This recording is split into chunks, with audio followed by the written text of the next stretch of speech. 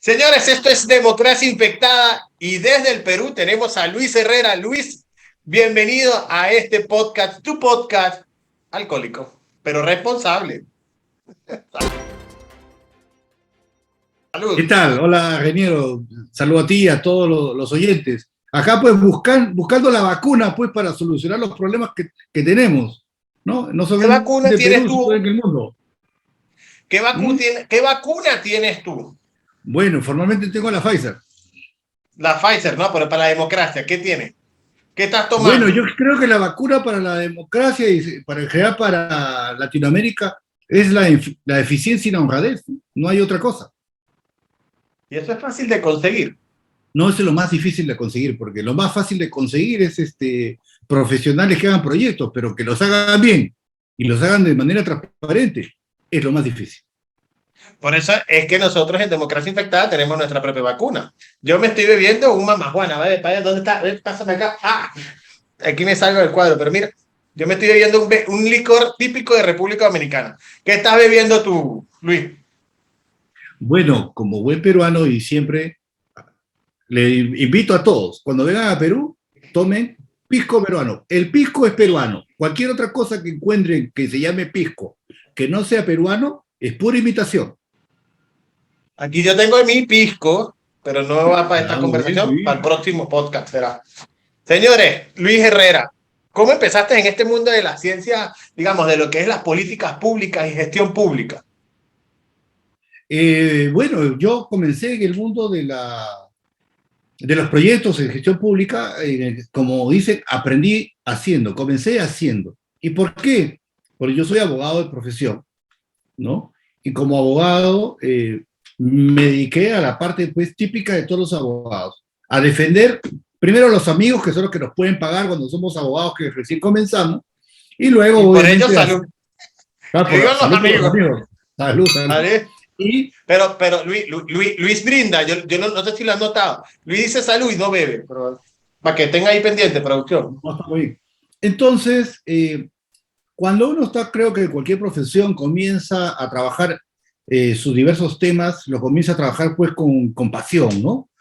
Porque para eso uno se ha formado, ¿no? Un abogado nos hemos formado en los criterios de justicia, en los criterios de celeridad, queremos lo mejor para nuestros patrocinados, y o cuando ya viene el mundo real nos encontramos pues en medio de lo que es la jungla, y hay que decirlo así, la jungla del sistema de justicia, ¿no? En el cual tenemos pues jueces, fiscales, abogados defensores, clientes, o sea, es la policía, o sea, es todo un tema. Entonces, el tema está, ok, queremos defender la justicia, queremos defender la verdad. Ya. Y Pero, para eso la pregunta es, solamente para responder, ¿y qué tan eficiente es el sistema de justicia para eso? pero ahí hay un tema que a mí como politólogo siempre me ha llamado la atención, es que los abogados se basan en el sistema de justicia y el tema de la legalidad. Y a veces los abogados, y disculpa esto Lo no es digo. con nada personal con los abogados, seguramente algunos me saltarán, me podrán decir que yo no estoy equivocado, pero la verdad es que la formación muchas veces del abogado es muy de jurisprudencia y entra como en un cuadrado del cual no sale y no quisiera como comprender la parte política. Y tú te saliste de la parte de jurisprudencia y estás en la parte de gestión política y comprender la política ha sido quizás el cambio que te ha hecho ver más allá de la jurisprudencia, ¿no? Es que una de las primeras cosas que creo que un abogado se da cuenta rápidamente, y ya es una decisión si uno está dispuesto a luchar para cambiarlo, es que la justicia no se reforma desde la justicia. O sea, Repite eso, Luis, repite eso. la justicia no se reforma desde la justicia. No son los propios jueces ni son los propios fiscales los que van a llevar a cabo la reforma que modifiquen lo que ellos están acostumbrados a hacer. La reforma del sistema de justicia en cualquier lugar viene desde afuera, porque los grandes cambios siempre vienen desde afuera. Y te interrumpo de una vez. ¿Hay justicia en Perú en este momento con lo que ha ocurrido cuando las vacanzas que se le ha hecho tanto a Pedro Pablo Kuczynski como a Martín Vizcarra? Eso es justicia. Una cosa es legalidad. Hay tres cosas que tenemos que definir: legalidad, legitimidad y gestión. Entonces, a tu pregunta, me dice, ¿ha habido justicia? Pero claro que ha habido justicia, porque tú vas a seguir teniendo un presidente que le has probado que se ha corrompido y que ha cobrado comisión de la empresa más corrupta de Latinoamérica. No. No. ¿Vas a mantener un presidente que de manera evidente también ha cerrado de manera ilegal un Congreso de la República? No. No. Pero una cosa es justicia y otra cosa es el tema formal, el tema de la legitimidad. Y ahí hay una discusión que es justamente lo que te decía al inicio. O sea, aquí en Perú hay una gran discusión y ha partido, vamos a decir, parte de la discusión política de los últimos años ha sido justamente quienes se han puesto en la vereda de defender a un gobierno diciendo que cerrar el Congreso está bien y quienes hemos dicho de que esto era un golpe de Estado. Parto de lo que comprobé hace más de 20 años, ¿no? Entre el año 94 y el año 98, de que los cambios en la cuestión social de un país, no solamente en la justicia, sino en la economía, en cualquier aspecto, ¿no? No se pueden conducir si no hay una lógica política que oriente y dirija ese cambio. El tema está, obviamente, que hoy día en el Perú, la lógica política que ha ganado es una lógica política que tiene un mapa conceptual, ¿no? Comunista, y que obviamente detrás de eso tiene pues una forma de pensar la sociedad y una forma de pensar la economía. Y nosotros obviamente... Dicen que a Perú llegó Venezuela. Mira, espero que no sea así, pero ha llegado un pensamiento político similar. Yo parto, y yo te podría contar que en mi vida universitaria, dicen que el que no se ha formado de joven siendo de izquierda es una persona que no ha tenido sentimientos.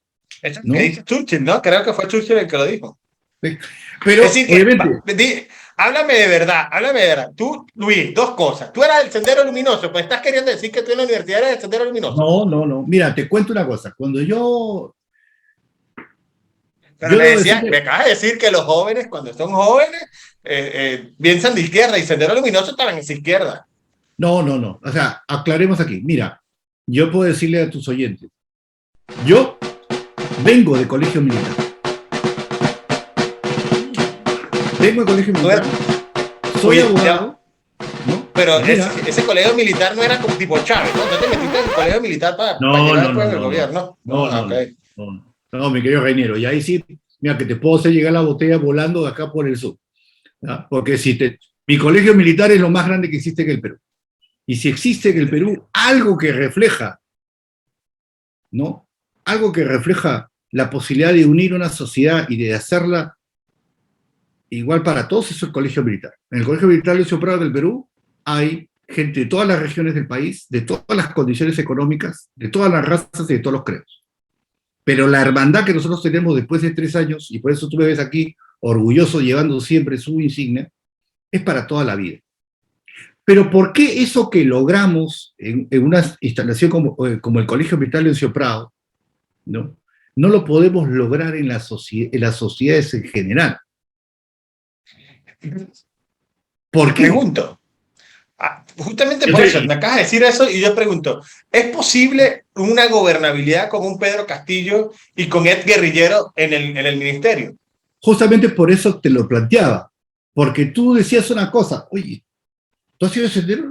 Mira, cuando yo llegué a la universidad, y te digo el año 88, a mí me enseñaron que para hacer política había que ser el mejor. Y es más, era un requisito para poder candidatear, inclusive a ser delegado de salón, ser el primer puesto, ¿no? Ser un buen alumno. ¿Y entonces, eso es Pedro Castillo? No, espérate, tranquilo.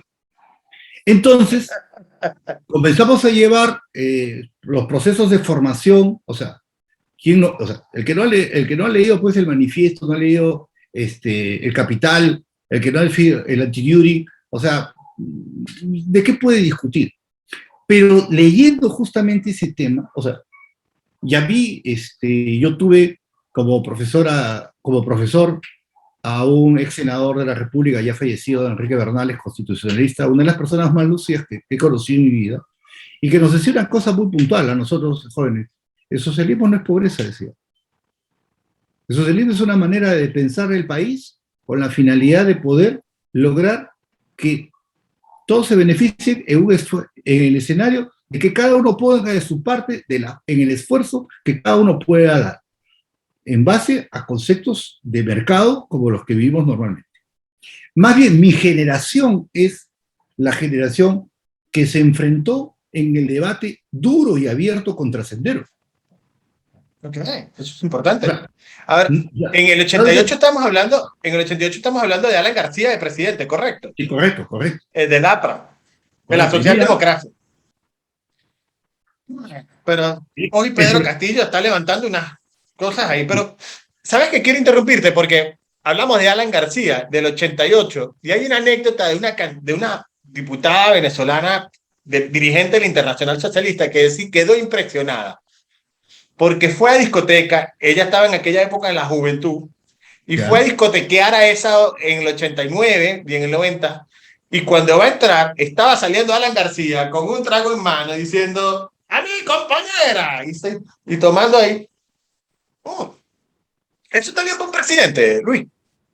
Pero Alan García, como personaje político, es un personaje que tiene que ser estudiado. Yo he crecido bajo La pregunta concreta, y con eso va un trago, porque Sí. Luis tiene el trago de adorno, porque esta Ah, democracia hay que desinfectarla, tenemos que hablarle ya, al calzón quitado, para ver dónde está el pisco, dónde está el pisco. acá, Ahí está el perfecto. pico. Mientras que, Luis, ¿tú te parece correcto que un presidente pueda salir a discotequear? Primera pregunta, ¿estaba en el ejercicio del cargo? Sí, el presidente. Creo que un presidente de la República y una figura pública debe de tener, obviamente, una línea de comportamiento que permita que esa línea de comportamiento, además, sea formativa hacia el resto de la sociedad, porque es su ejemplo. Para algo es un presidente de la República. Obviamente no comparto las posiciones tampoco que diga pues que un presidente de la República deba vivir en el ostracismo, pero es parte del gen político, ¿no? No olvidemos de ese libro, El líder sin Estado Mayor, que dice justamente que el hombre político solamente tiene tres grupos de gente a su alrededor, ¿no? Sus amigos, o los que realmente puede ser él, los técnicos y los oportunistas.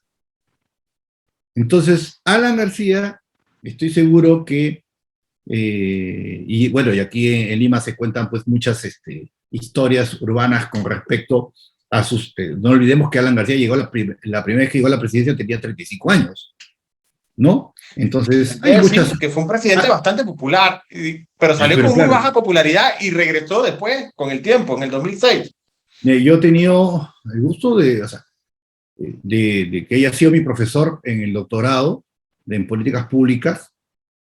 Lo he escuchado en clase, he compartido en aula ideas con él, y la verdad, por eso decía que es un personaje que hay que estudiarle el tiempo, ¿no? O sea, eh, Y hay que leer tenía su un carta libro, del suicidio, su carta del suicidio cuando se me suicidó. parece, Fue una carta impecable, o sea, hay que verlo en la trayectoria. Luis, se nos así es. acaba el tiempo, es hora de beber. Mientras te tomas un shot, porque digamos, aquí hay que desinfectarse de estos problemas y hablar de situaciones incómodas. Vamos a pasar al programa, a este parte del juego que llamamos el Sabelo Todo. Ajá, El Sabelo Todo es fácil. Yo te hago una pregunta, si respondes acertadamente, pues yo me bebo mi shot de Mamá Juana. Si respondes mal, te toca beber a ti tu propio shot de pisco, en este caso, ¿no? Entonces, vamos a empezar con la primera pregunta, una pregunta que todo peruano de una u otra manera tiene que conocer. ¿En qué año fue la guerra de España contra Perú y Chile? estás hablando del combate naval del 2 de mayo de ¿De, 1852, donde se sella realmente la de 2 de independencia de mayo de cuándo? 1862. Bueno, aquí me dicen 2 de mayo de 1866, porque fue durante el 65 y el 66. Pero no te preocupes, mitad y mitad. O sea, a mí que si me equivoco del año, entonces me tomo 2 tragos por equivocarme, pero es importante tener clara esa fecha porque hay cosas que nosotros olvidamos, ¿no? La lucha por la emancipación de Latinoamérica dura casi hasta mediados del siglo XIX, y justamente es aquí en el Callao, en el combate del 2 de mayo, donde se forja y se cierra ese capítulo, ¿no? Y ese es un El tema 2 que de hay mayo de que... 1866, donde la guerra hispano-sudamericana fue un conflicto bélico naval que enfrentó a España contra una alianza formada entre Chile, Perú, Bolivia y Ecuador entre el 65 y 66. Sí, Luis, pero no no te fue hagas tan... el loco. Aquí está, ¿dónde está tu shot? Acá está, pero Es no, más, simplemente, yo simplemente veo un poquito plantear, porque no, le faltó fue el año. no, solamente quiero plantear que no es que haya sido una alianza contra España, o sea, es cuando España No, llega a Sudamérica es que se organiza la alianza para defender Sudamérica. está bien, Luis, me tomo la mitad, seguro. Ahí, aquí está la mitad. Salud. Mm. Para que vean, Luis, muestra tu pisco. Es que yo creo que Luis me está haciendo trampa aquí. No, mira, Mira, no, pero dejó el shot. Bueno, debió haberse lo pero tomado me dijiste completo, la pero está mitad. bien. Segunda pregunta, a ver si este A sabes ver, esta. Mientras me estoy recargando de una vez porque es que yo estoy seguro que Luis la sabe. ¿Qué significa FIFA?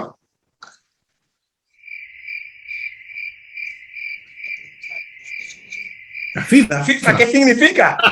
A ver, ¿no a es la ver. Federación Internacional de Fútbol Amateur?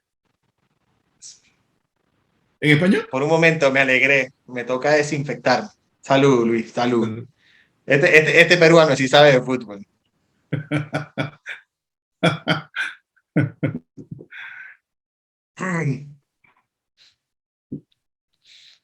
Esta pregunta puede ser hasta incómoda.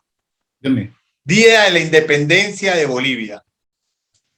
no lo sé. Beba su pico, beba, que estamos en democracia. No, pero recárguelo, no haga trampa, por favor. Ah, Es completa la vacuna, la dosis va completa, si no, no tiene efecto.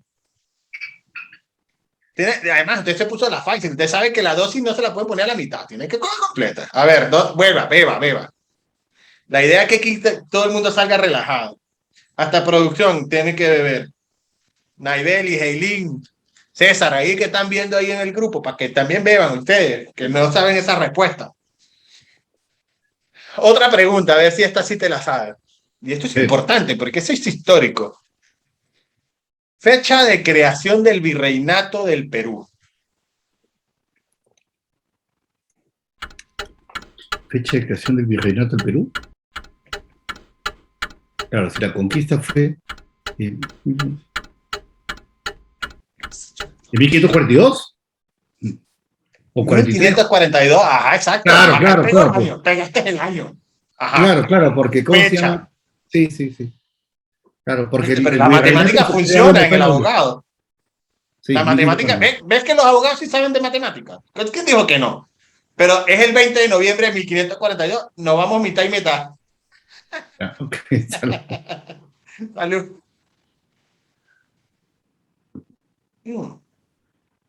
Y vamos a seguir hablando con Luis. Luis, a ver, ¿cómo te dicen a ti en la universidad? ¿Te dicen Lucho? Sí. En la Lucho, universidad me vamos. comenzaron a decir Lucho porque de niño hasta que entré a la universidad de mi barrio me decían Quique, pero ya en la universidad me comenzaron a decir Lucho y me conocen todos ya como Lucho. Si alguien me dice Quique Lucho, porque Quique, me conoce de chiqui, de niño, ¿no? Lucho, Quique, salud. Gracias Salud. por estar acá. No, gracias a Tratando de ustedes, más desinfectar bien. la... Tenemos que desinfectar la sociedad en Esta general. democracia.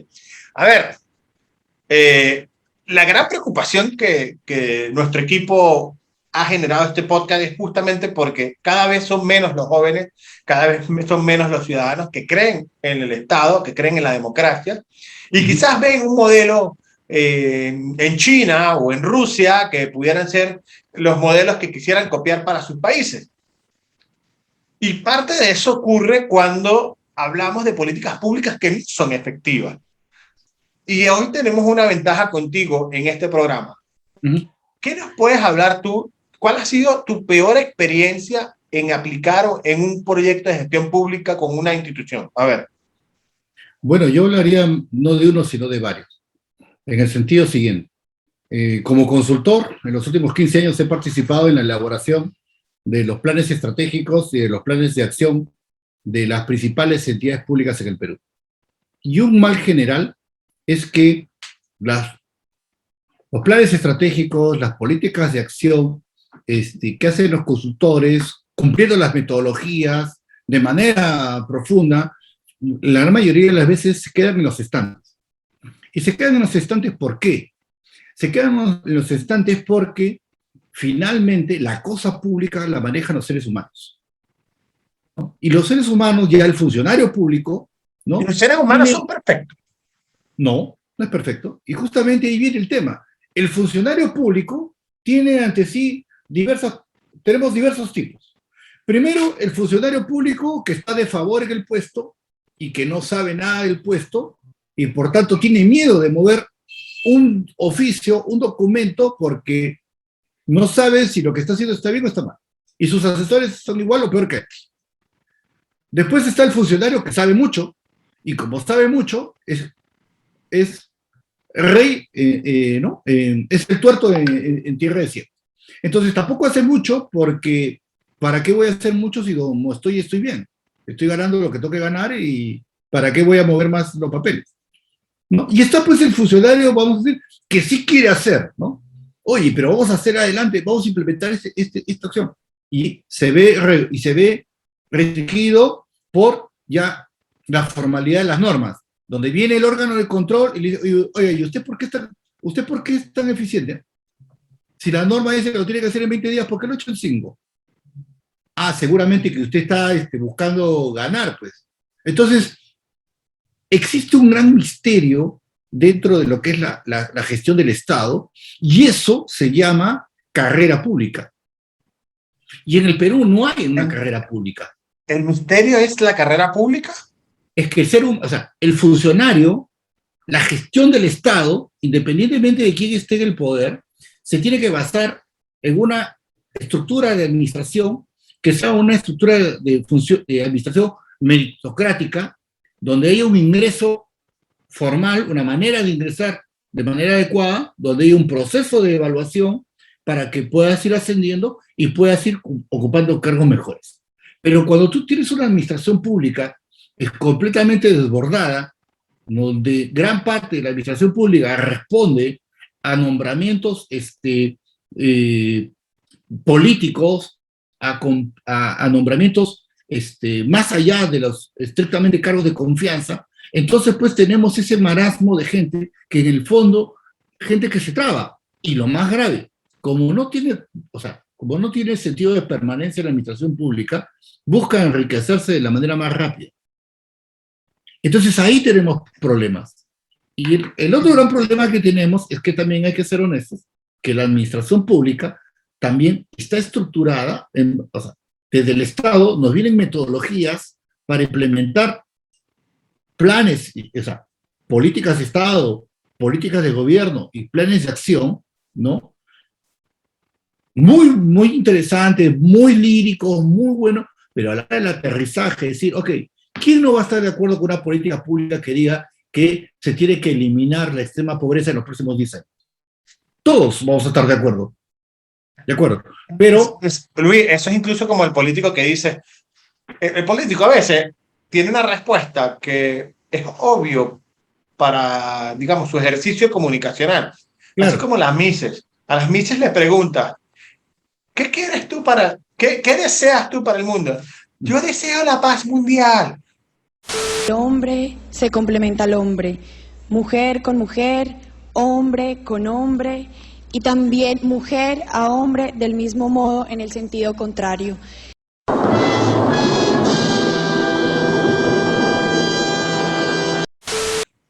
Así pasa con los políticos. O sea, un político jamás va a decir yo voy al Estado a enriquecerme, ¿no? No. El político siempre dice yo espero erradicar la pobreza y acabar con la corrupción. Y es como un cantico que tenemos. Y mira, ¿Cómo puede ser genuino eso? pero es que fuera genuino si los gobiernos, en ese sentido, ya manejados con enfoque técnico, dirían, ok, vamos a pelear contra la extrema pobreza. En el Perú, hoy día, producto de la pandemia, hay cerca de 1 millón de personas que están pasando a niveles de extrema pobreza.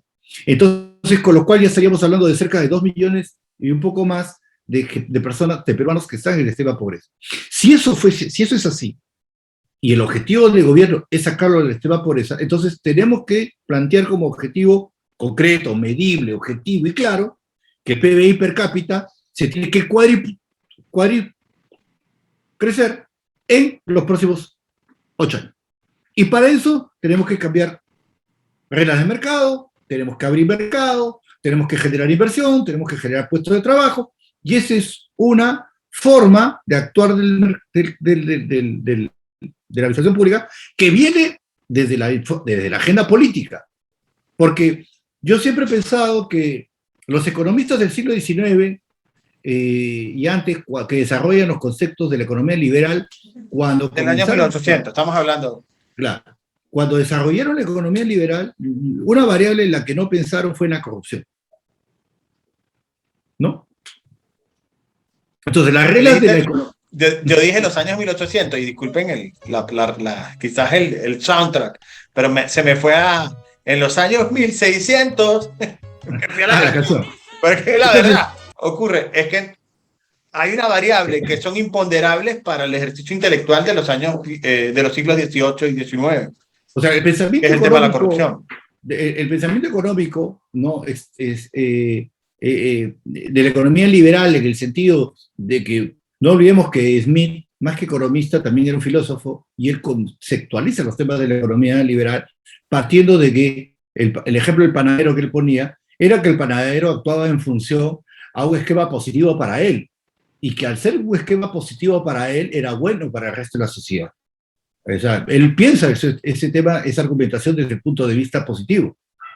Entonces, ese buen actuar del panadero, que realiza su trabajo para beneficio de él y de su familia, y luego obviamente impacta positivamente en la sociedad, en el siglo XX, en el siglo XXI, se ve afectado por los esquemas de corrupción. Entonces, no olvidemos que Transparencia Internacional en sus informes a nivel mundial señala que la corrupción va entre el 10% y el 50% de la compra pública. Entonces... Eso es un dato importante. ¿Puedes repetirlo, Luis? Los informes de Transparencia Internacional señalan que los rangos de corrupción, ¿no?, a nivel mundial, va en un rango entre el 10% y el 50% de la compra pública. Esa es una información muy fuerte. Necesitamos un trago para eso. Porque es la única forma de resolver eso. Es la única forma para desinfectar esta democracia, porque... Claro, ya te vamos a preguntar otra cosa, pero... Lo que pasa es que yo quiero decirte una cosa, Reinier. Lo que pasa es que hay que también decirle a las personas que, claro, tú dijiste hace un rato un tema bien interesante. La gente, el joven, está decepcionado en la democracia y del Estado. Pero una cosa es el manejo del Estado y otra cosa es la democracia. Porque el manejo del Estado, que es una cuestión técnica, se va a manejar, estés en un modelo democrático, estés en un modelo absolutista, estés en un modelo tiránico, estés en esquema del gran hermano, como lo pensó Orwell. O sea, porque... ¿Tú me estás queriendo decir que en China y en Rusia sí hay corrupción? Lo que yo te trato de decir es que la gestión del Estado, ¿no?, la gestión del Estado se va a dar independientemente del modelo político existente. Es decir, que en China y en Rusia puede haber corrupción. Los informes de Transparencia Internacional están hechos, si no me equivoco, sobre una muestra de 192 países. O sea, si la naturaleza del ser humano, ¿no?, si no me equivoco, era San Agustín, decía, el ser humano nace bien, pero se corrompe por 4 cosas, si no me equivoco, ¿no? Por el dinero, por las mujeres, por el poder y el pecado. Eran 4 formas de ver el pecado.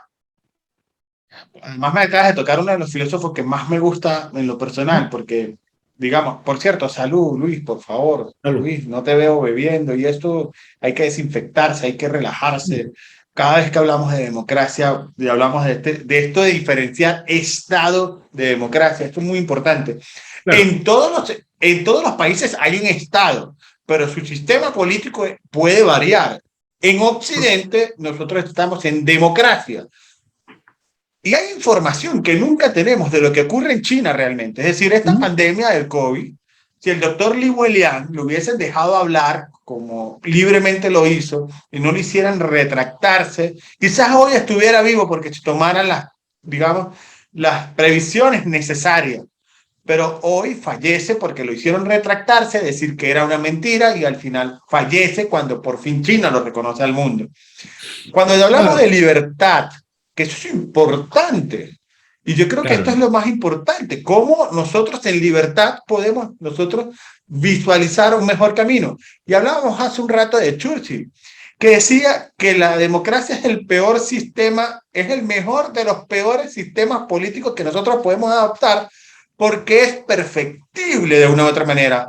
Cuando Correcto. hemos incorporado derechos como la libertad de expresión, como la prensa, como, digamos, como los derechos de los LGBT, como los derechos de las mujeres, se han podido incorporar a un sistema democrático de respeto, de tolerancia, cuando otros países no lo hacen. ¿Cómo puede un Estado democrático convencer a su ciudadanía, Luis? Con resultados. Y estos resultados, porque parece fácil decirlo. Pero es que, claro, o sea, es lo que venimos diciendo antes, pues. O sea, tenemos, o sea, más de un siglo con un modelo con un modelo de gobierno, vamos a decir, en esta latitud, ¿no? Tenemos modelos de gobierno que se independizaron bajo modelos de países republicanos que adoptaron la democracia como sistema de gobierno, ¿de acuerdo? Entonces, donde no olvidemos que en nombre de las religiones y en nombre de la libertad se han matado miles de gente. Entonces, ¿y qué? Bueno, han dicho, sí, bueno, hay que ser libres, seámoslo siempre, pero hay un libro que te invito a leer, lo que es la historia de la corrupción en el Perú, de un autor, Historia de la corrupción del Perú. en el Perú, sí, cuyo autor es Alfonso Quirós, que en paz descanse. Una obra muy interesante que llevó que analizó la corrupción en la historia del Perú de manera, la cuantificó, ¿no? Y lo que él comprueba es lo que quizás todos sabemos en nuestros respectivos países, ¿no?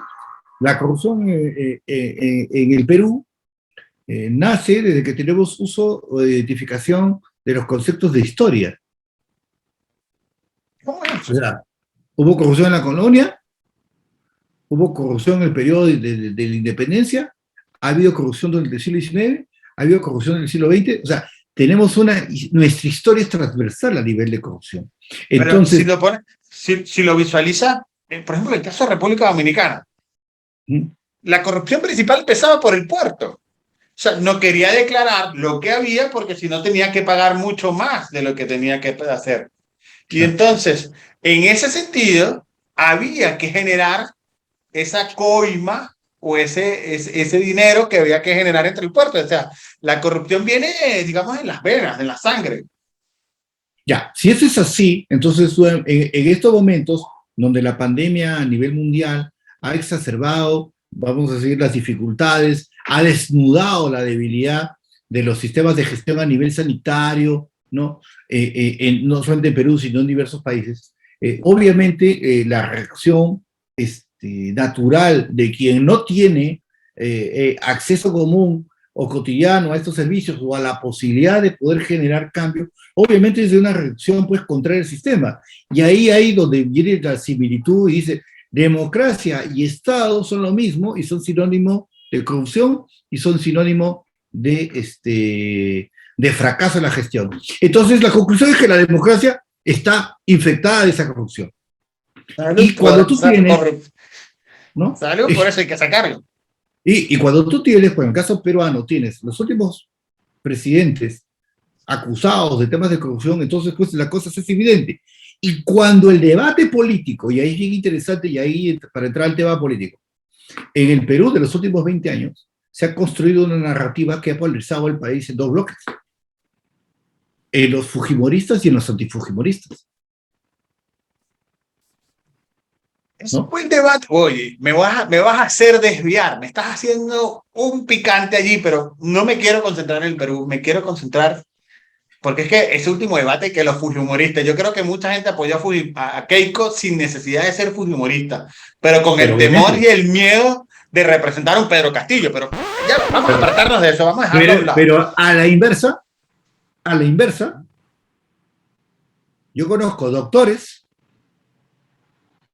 PhD, magísters, profesionales, que han votado por Pedro Castillo, pero no porque creyeran en su discurso, han votado en contra de. Y hoy día Ya se miran ha con repetido. preocupación las cosas que suceden.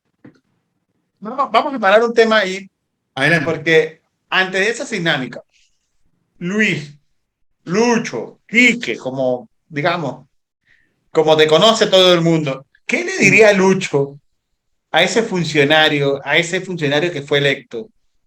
¿Qué recomendación le daría para que fuera un mejor funcionario? Primero que aprenda. O sea, el funcionario que quiere ser un buen funcionario tiene que tener dos cosas. Tiene que tener claro lo que va a hacer y tiene que tener decisión para hacerlo.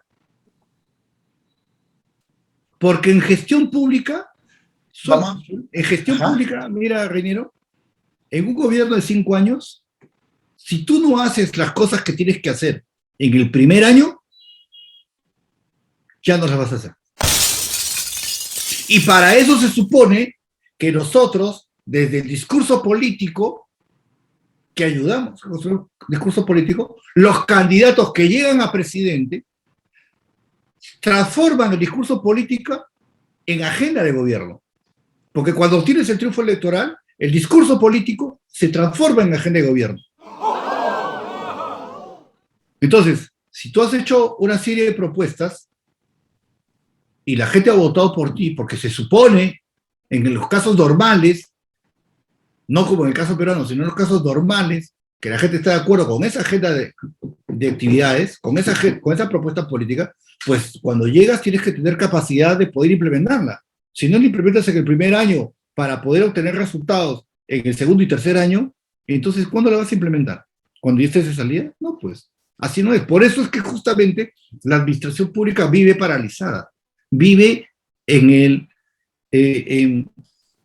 ese estrato del no movimiento donde la administración pública vegeta y sigue gozando de sus beneficios, y eso es lo que hace que justamente los servicios públicos que esa administración tiene que dotar sigan siendo malos. Luis, te invito a desinfectarse con la vacuna ahorita porque te voy a hacer una pregunta. La ciudadanía vota, mientras que tú estás ahí probando el pisco. Sí. Ojo, yo estoy tomando Mama Juana, cortesía de Oleni, y al cual le mando un abrazo. Ella parece del equipo de producción porque siempre trata de abastecernos. Y que No, muy escuche este interesante. llamado, porque producción le da como, digamos, envidia que me manden a mí y no se la manden a nuestro equipo de producción, a César, a Mira, Naibel y tengo una a promesa Luis. de... Luis quiere, Luis tiene que venir a Dominicana para tomar Mama Creo que te Juana. iba a decir, tengo una promesa de regresar porque, bueno, fuimos para la cumbre mundial del año 2016, si no me equivoco. 2015, 2015. 2015, hermosa.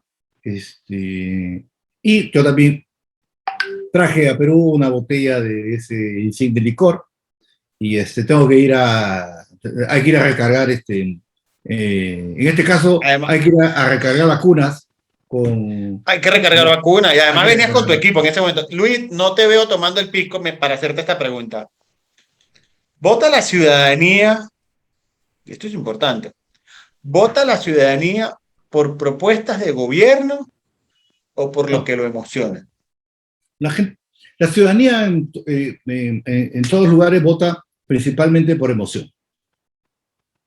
Y la emoción, como hemos dicho, puede ser emoción. A ver, hay emoción, hay rabia, hay molestia, podemos denominar de diferentes maneras los sentimientos de una persona. En estos momentos de crisis general por los temas de pandemia, y sobre todo, y en el caso peruano, agravado por, como digo, por un quinquenio último, donde hemos tenido gobiernos que comenzaron con el presidente Kuczynski, y después Vizcarra, el cierre del Congreso, otro Congreso, donde realmente se ha desnudado tanto la ineficiencia de la administración pública, que el tema, pues, el nivel de Pero hartazgo... solo se...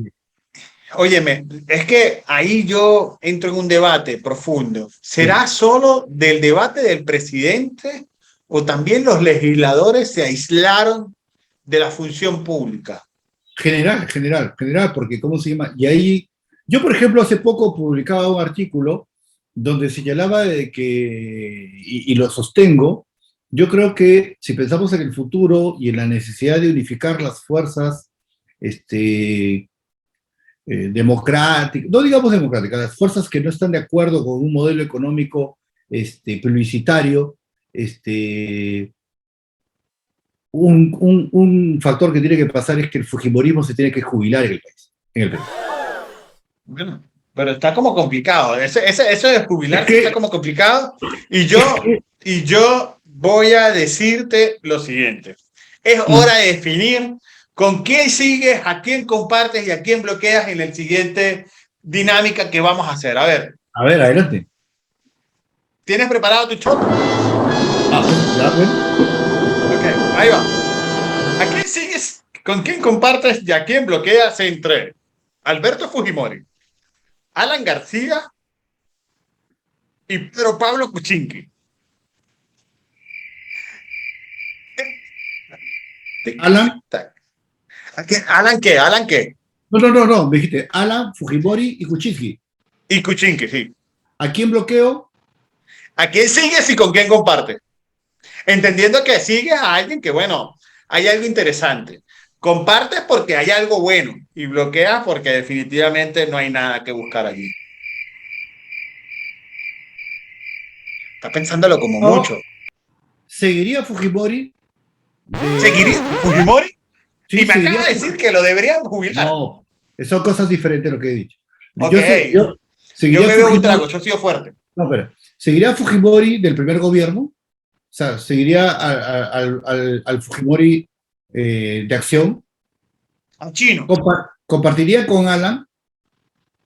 Ya, compartiría con Alan, ¿no? Y bloquea a Kuczynski. Y bloquearía a Kuczynski porque no tendría nada que sacar de. Interesante. Sí. Este juego sigue. A ver, tómate un poquito de vacuna para que te ayude a pensar. Entre Ricardo Lagos, Sebastián Piñera y Michelle Bachelet, ¿a quién sigues, con quién compartes y a quién bloqueas? Bloqueo Bachelet. ¿Bloquea Bachelet? Eso es fuerte, demasiado fuerte para mí, señores. Voy a tomar un poco. Sí. Bloqueo Bachelet. La comisionada de los derechos humanos, Luis. Sí, lo que pasa es que, o sea, y ahí es un tema de debate, ¿no? Yo, por ejemplo, siempre he pensado que el Perú, si se asumiera la presidencia, una de las primeras cosas que plantearía es salir de de San José, de la Corte Interamericana, porque no significa que no respetemos los derechos humanos, sino que creo que se ha vuelto un esquema conceptual político, ¿no? Estamos en vivo. Sí, seguiría... Pero te tengo que decir algo que me acaba de decir Lucho. Lucho, ¿tú aspirarías a la presidencia de la República del Perú? Pero yo creo que cada buen peruano debe aspirar a hacer que el Perú sea mejor. Wow. Lagos, yo seguiría a Piñera y compartiría con Piñera. Lagos. Sí. Y compartes con Lagos. Ojo, Lagos y Bachelet están en el mismo socialismo, ¿no? Sí, pero bueno, creo que podría compartir y sacar algunos temas, debatir algunos temas, pero creo que en el caso de Bachelet ya, creo que ha ido demasiado, creo que es muy claro su posicionamiento el peso de su idea política sobre su acción, ¿no? Entonces, yo creo sinceramente de que la gestión pública, la política y la gestión pública son de acción. O sea, como digo, si uno va a asumir un cargo, no puedes darle mucha vuelta al tema. Si uno no llega, o sea, si uno no tiene una cosa clara de para qué quiere asumir un cargo, entonces mejor que no te metas, porque estás haciendo un daño. Interesantísimo eso. Un poquito de vacuna para Lucho para que pueda responder la siguiente, que es más fácil. A ver. Va a ser más sencilla esta pregunta. A ver, yo lo digo así como que para mí fuera fácil, ¿no? Pero ¿a quién sigues, con quién compartes y a quién bloqueas entre Cristina Kirchner, Hugo Chávez y Evo Morales? ¿Puedo bloquear a todos? No, pero bebe para que te llegue, digamos, el raciocinio de pensar a quién debes bloquear, a quién debes compartir y a quién seguir entre uno y otro. ¿Bloquearía a Cristina? A Cristina. O sea, que tú dejas vivo a Chávez.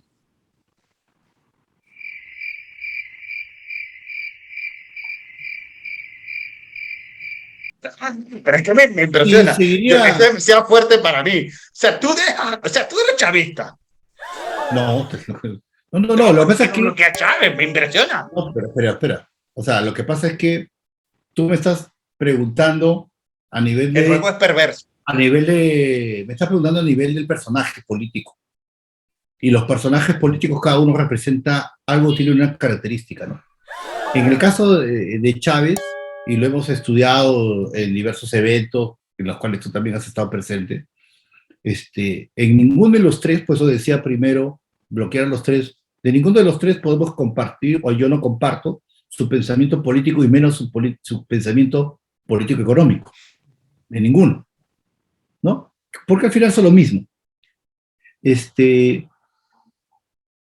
embargo, ya, si vamos al personaje político como tal, bloquearía a Cristina porque Cristina en sí no representa nada por sí mismo, más allá de lo que es el apellido Kirchner, formado por el expresidente, y lo cual ha demostrado, además, aceptando pues, ser vicepresidenta del señor Fernández, ¿no? O sea, ahí se demuestra claramente que no es un tema de caudillaje político, del poder. ¿no? Sino es un tema del poder por el poder. ¿no? Okay. El caso de Chávez, Evo y Chávez. De Evo y Chávez, Evo supo aprovechar ventajas coyunturales. ¿Lo sigues o lo bloqueas? No, por eso sí, o sea, haciendo un análisis, supo aprovechar ventajas coyunturales a nivel económico que en un momento beneficiaron a Bolivia y luego, como es típico de ese tipo de pensamientos, no tuvo mejor idea que querer quedarse en el mismo puesto y al final salió como salió. ¿No? ¿Y Chávez? Y Chávez, siendo como, vamos a decir, como figura política, como orador, un personaje interesante para, sin embargo, fue totalmente necio en aceptar la realidad del comportamiento social económica de su país y lo condenó a la crisis. Entonces, Lucho, ¿a quién sigues y con quién compartes entre Evo y Chávez? Seguiría a Evo y compartiría a Chávez. Eso es demasiado fuerte, señores. Eso es demasiado fuerte. Beba, señor Lucho, por favor. Castillo es la esperanza de Chávez en el Perú. No. Dejo constancia de que no es el pensamiento político del que estamos hablando. Estoy hablando del comportamiento del actor político. Voy a citar a Orlando Goncalves. Este juego es demasiado perverso porque es que uno tiene que definir algo de lo cual uno no quiere hacerlo. Última pregunta. Entre Winston Churchill, Franklin Delano Roosevelt y Joseph Stalin, Se la cambié, yo hice trampa, se la cambié, porque es que quiero que bebe porque lo estás pensando, bebe. Pero mira, en el caso, por ejemplo, seguiría Churchill, ¿no? Compartiría Pero esto bien, yo te acepto, esto es demasiado fuerte, ajá. compartiría ¿Con quién con compartes? Roosevelt. Dime, no me vayas a decir que Stalin. No, pues comparto con Roosevelt y bloqueo. Ah, comparte con Franklin Delano Roosevelt, okay. Uno de los presidentes con más periodos en los Estados Unidos. Sí, sí, sí. Sino que en el caso de Churchill admiro la decisión en el momento que tenía que decidir, que es lo más importante en gestión pública. O sea, para poder implementar políticas públicas, para poder sacar adelante un país, hay que tomar las decisiones en el momento que hay que tomarlas. ¿Y a quién bloquea? A Stalin, obviamente. Listo, señores, este fue el segundo juego. Estamos con Luis Herrera, hablando de políticas públicas y no podemos dejar a un lado lo que es la comunicación política y además, a propósito de esto, queremos invitarte a la Cumbre Mundial de Comunicación Política que es este 21, 22 y 23 de septiembre, donde Luis Herrera y su servidor vamos a estar hablando en esa cumbre, ¿verdad, Luis? ¿Qué tema vas a abordar tú? Así es. Mira, es importante que sigamos fortaleciendo los mecanismos para que los que hacen política entiendan que la actividad política es una actividad profesional. Y profesional en el sentido de construir políticas públicas, justamente, porque el discurso político es la base de las políticas públicas. Porque se entiende que uno discursea en función a la identificación de una serie de necesidades de las poblaciones a las cuales quiere atender. El discurso fatuo, el discurso populista, lamentablemente es justamente lo que condena, por el contrario, a los países al fracaso, pues porque lo que prometen no tiene base fáctica para poder realizarse. Entonces ahí vienen los problemas, vienen los desencantos, ¿no? ¿Y de qué va a ser tu conferencia? Mira, yo estoy justamente planteando una dicotomía en función al caso peruano, ¿no? ¿Discurso político o campaña política? ¿Discurso político o campaña política? No quiero adelantar mucho de ese tema, pero Luis, tú, vamos a ver, ¿por qué te adentraste en este mundo de la comunicación política? Porque más de una década de trabajo en el sector público como consultor, haciendo proyectos, implementando temas, entonces te das cuenta que finalmente todo el trabajo y todo el esfuerzo de funcionarios valiosos que los hay en la administración pública, de asesores externos como podemos ser nosotros, al final cae en saco roto si el político no tiene claro lo que tiene que hacer, lo que quiere hacer y tiene capacidad de hacer. Sí. Vamos con cultura chupística, señores. Lucho, ajá, prepara tu trago. ¿Dónde está tu trago? A ver. Vamos a hacerlo beber un poco. ¿Ustedes han visto al profe Lucho todo tomando? Profe Lucho, a ver, enséñale ahí a los alumnos lo que es tomar. Bueno, primero lo que siempre hay que enseñar es que el pisco peruano es un trago para degustarlo en una conversación larga, de a pocos, ¿no? Si es más de 40 grados, mejor. Hay el pisco peruano para preparar el pisco sour. El pisco sour es peruano. Rainero, si vas a algún hotel en el extranjero y te ofrecen pisco sour, siempre pregunta que sea pisco peruano. Si te lo venden con otro producto de otro país, que no sea el Perú y que se llame pisco, realmente es aguardiente. ¿De acuerdo? El pisco peruano es único y el pisco sour se tiene que hacer con pisco peruano. Entonces, dicho... Yo tengo 4 años con este pisco. Y mi compromiso es que en el próximo episodio de Democracia Infectada me voy a peruanizar con este trago. Perfecto. Esto es cultura chupística. Lucho, Quique, Luis, a ver quién gana de este juego. Variables o características importantes en que debemos tomar en cuenta para una investigación de campo, por ejemplo, ¿qué quieres investigar? Para eso es importante 2 cosas, la muestra y el instrumento de investigación. Ok, pero ya me está diciendo 2, pero a ver, el cuestionario, pues, que es el instrumento, ya que me lo soplaste. ¿Qué más? El procesamiento de la data, o sea, la confiabilidad en el proceso de recojo de la información y el procesamiento de la información. El segmento poblacional. Sí, si la muestra está bien realizada, eso ya debe estar completamente dominado. Si la muestra está bien realizada. ¿Y qué más? ¿Y qué más? ¿Qué más hace falta? Como te decía, el objetivo de investigación, el instrumento de investigación, la muestra, el proceso de recolección de la data, el procesamiento de la data y después viene el análisis de la data. Okay, el análisis de la data. Ok, también definir para que en la recolección tengamos tantas mujeres, tantos hombres. ¿Qué más? Lo que pasa es que nuevamente va a depender del tema del objeto de la investigación, ¿eh? Pero Lucho está buscando ahí vueltas y vueltas y vueltas. Yo también voy a hacer algo. La verdad es que ya no sé qué otro segmento pudiéramos hacer. Ah, sí, el territorial. Digamos, el segmento poblacional por edad, pero también necesitamos el segmento poblacional territorial. A ver, Lucho, ¿qué más necesitamos? Nuevamente, todo parte desde qué cosa es lo que quieres investigar. O sea, si queremos, por ejemplo, analizar desnutrición, ¿no? Ya lo dijimos. ¿No? Si queremos analizar desnutrición, vamos a tener que identificar, o sea, tenemos que tener claro cuáles son las áreas geográficas donde existe data previa que nos dice que están los mayores niveles de nutrición. Luego nos vamos a tener que caracterizar a la familia. ¿En qué tipo de familias hay la mayor cantidad de nutrición? Producción me está soplando aquí, me está diciendo por aquí que tienes que tomar, porque es que ya estás respondiendo lo mismo que habíamos dicho, señores. Salud, Lucho, ¿dónde está tu shot? Tu shot de cultura chupística. Salud. Yo sí me hago loco porque yo gané. No, lo que pasa es que me has preguntado sobre lo mismo, por eso te he respondido lo mismo. A ver, vamos a ver.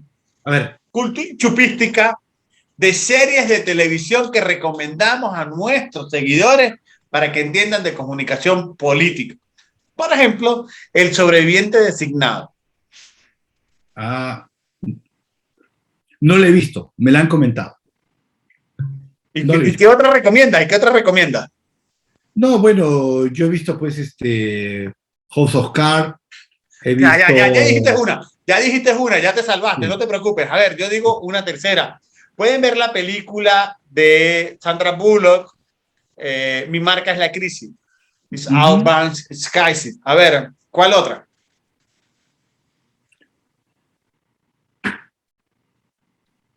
Cinco, 4, 3, 2. Sujeto a equivocarme, 1. Pero si yo me equivoco, el nombre es La historia de un ruiseñor. Historia de un ruiseñor. Lo dijiste después de todo, pero señores, busquen Historia de un ruiseñor.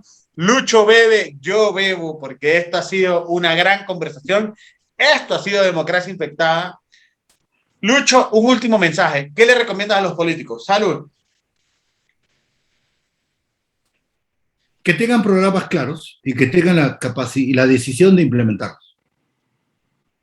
¿Y qué le recomiendas a la ciudadanía para que crean la democracia? Que entienda que la democracia no funciona sola, funciona con líderes. Que vote por personas que tengan ideas y propuestas claras. Señores, esto fue Democracia Infectada. Lucho Herrera, Luis Herrera, Quique Herrera, como lo quieran decir, pero es el profe Lucho el que estuvo aquí en Democracia Infectada. Muchísimas gracias, Lucho, gracias por confiar y por sembrar que la democracia hay que cultivarla y es un proceso continuo de siembra para cosechar libertad, derechos y, por supuesto, mayores oportunidades para la gente. Gracias. Feliz tarde o feliz noche, feliz día. Gracias por confiar en este podcast. Muchísimas gracias.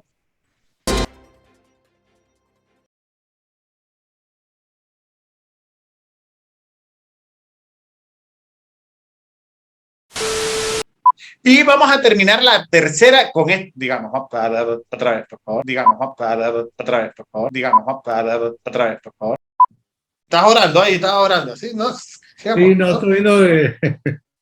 Es que, Reniero, conversar contigo siempre tiene que venir incluido con una oración.